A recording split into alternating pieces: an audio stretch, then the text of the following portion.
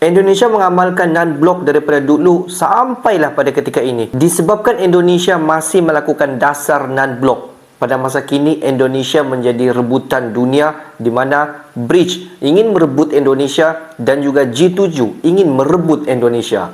Adakah ini benar, guys? Hello guys, bismillahirrahmanirrahim. Assalamualaikum warahmatullahi wabarakatuh. Allahumma salli ala sayyidina Muhammad wa ala ali sayyidina Muhammad. Guys, selamat datang ke Musa Channel. Ini adalah channel YouTube aku, Musa bin Muhammadirin Channel. Kepada subscriber yang baru sahaja masuk ke Musa Channel, jangan lupa berikan dukungan, berikan sokongan kalian dengan cara mudah, dengan sangat-sangat mudah guys. Just klik button subscribe, like dan komen di bahagian komentar di bawah. Dan kepada subscriber, kepada viewer-viewer di luar sana yang telah pun memberi sokongan kepada Musa Channel, dan juga kepada subscriber di luar sana yang sedang menonton video ini, aku sentiasa mendoakan agar semua kalian di luar sana dipermudahkan segala urusan, dibukakan pintu-pintu rezeki, dihindarkan, dijauhkan daripada segala malapetaka, dan juga dihindarkan daripada segala fitnah akhir zaman guys. Amin amin ya rabbal alamin. Guys, seperti biasa, hari ini kita akan buat sedikit lagi video reaction di channel Bagi-Bagi. Dan kalau kita zoom sedikit kepada judul ataupun tajuk utama yang kita akan react hari ini, di mana dikatakan Indonesia pada masa kini menjadi rebutan di dunia guys. BRICS mau ambil Indonesia, G7 mau ambil Indonesia, banyak negara-negara dan juga keanggotaan di luar sana berebut mau ambil Indonesia sebab dikatakan Indonesia ini non-blok. Jom kita semak video ini. Di hujung nanti baru kita akan bagi sedikit kita punya respon mengenai berita ni guys. Apa-apa pun jom semak video ni. Saya sangat menghargai baru-baru ini dilakukan joint mission dan kolaborasi semacam ini harus terus diperkuat. Jangan sampai komoditas yang dihasilkan oleh Indonesia didiskriminasi di negara lain. Core has moved a bit down, but we are really looking at both headlines, which is the measurement that inflation was, I think the highest reading we had was. Kasihlah rekomendasi kepada negara yang lagi gagal, ya. Dan utang kita udah selesai ya sama IMF. Kita harus terima kasih kepada pemerintahan sebelumnya. Kita harus terima kasih kepada pemerintahan sebelum Pak Jokowi, yaitu di zamannya Pak SBY. Itu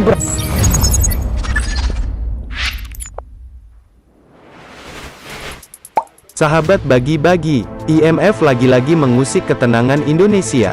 Keinginan Indonesia untuk bergabung dalam kelompok negara berkembang, BRICS atau Brazil, Rusia, India, China, dan South Africa.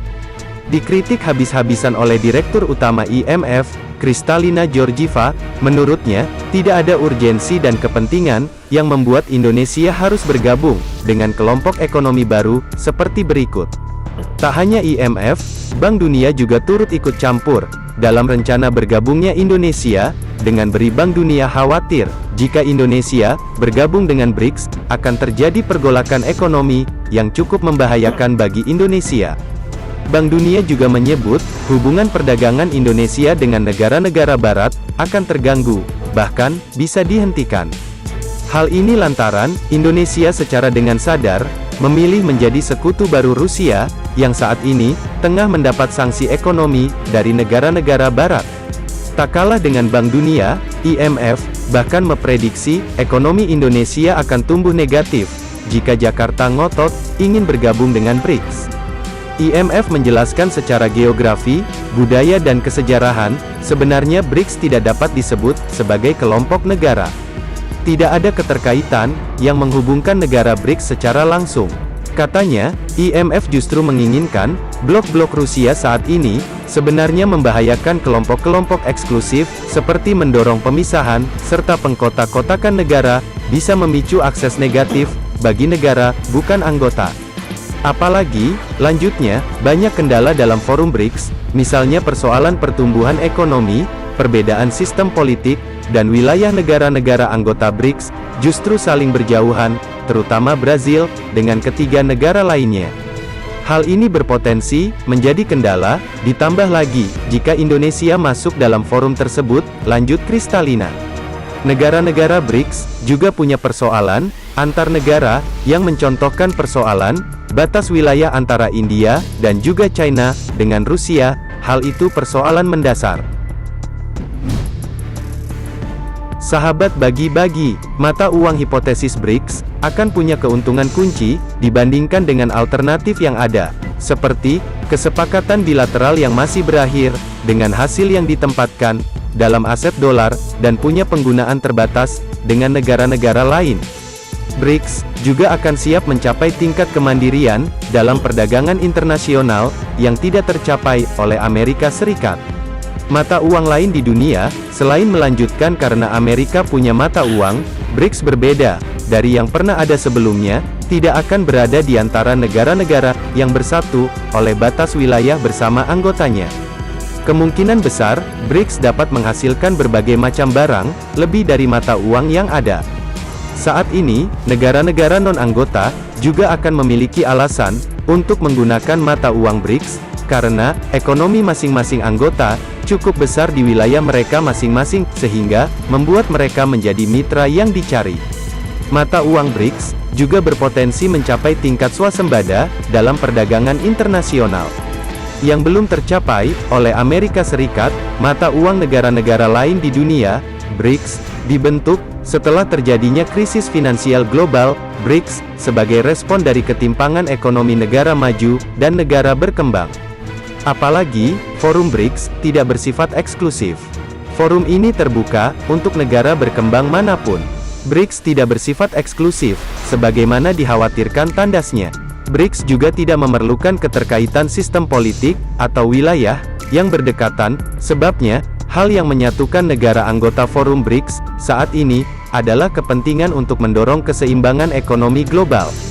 Kepentingan itu yang saling mengikat kami. Karena itu, tidak ada alasan untuk mengkhawatirkan masuknya Indonesia dalam BRICS. Sebagaimana marak diberitakan, Indonesia memang menunjukkan minat serius untuk masuk dalam BRICS.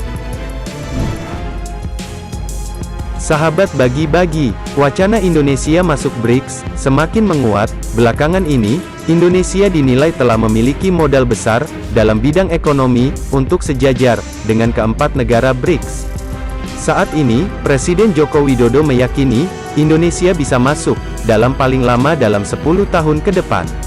Saya berani mengatakan, dalam 10 tahun ini, bisa bergabung dengan emerging economy.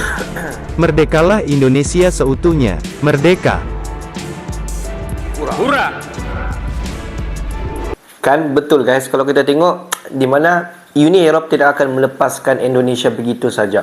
Selepas sahaja menghantar WTO dan berjaya untuk menghalang hilirisasi di Indonesia, selepas itu IMF juga diantar ke Indonesia. Dan kalau kita tengok Indonesia pun banyak menteri-menteri di Indonesia fight supaya tetap akan meneruskan hilirisasi. Sampailah kalau kita tengok Indonesia akan join BRICS, dan selepas daripada itu Bank Dunia turun ke Indonesia dan juga telah memberi sedikit nasihat kepada Indonesia supaya tidak tukar keanggotaan pergi BRICS.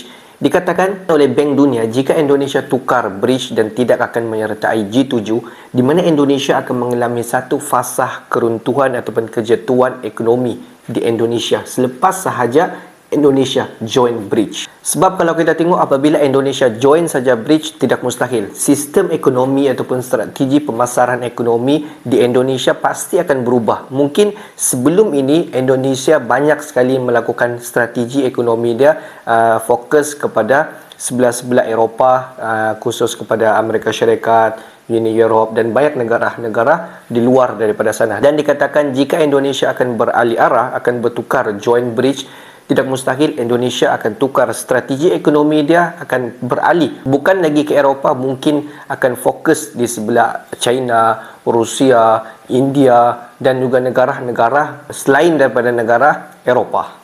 Walaupun pada dasar dia kita dapat nampak Indonesia ini mendapat rebutan daripada Eropah, mau Indonesia kekal bersama dengan Eropah untuk G7 dan juga BRICS, mau Indonesia join BRICS untuk mengekalkan hilirisasi. Tapi tidak pasti lagi kalau Indonesia join BRICS, adakah Indonesia akan terus melakukan hilirisasi?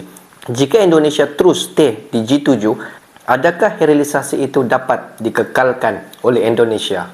Jadi bagi pendapat kalian semua, adakah Indonesia akan join BRICS Dan juga, adakah Indonesia akan meninggalkan G7? Okeylah guys, untuk hari ini sampai di sini saja sedikit information daripada Musa Channel. Dan kepada subscriber, kepada viewer di luar sana yang belum lagi klik button subscribe, please guys to klik button subscribe, like dan komen di bahagian komentar di bawah. Akhir kata daripada Musa Channel, thanks for watching my video. Assalamualaikum warahmatullahi wabarakatuh guys. See you in the next video guys.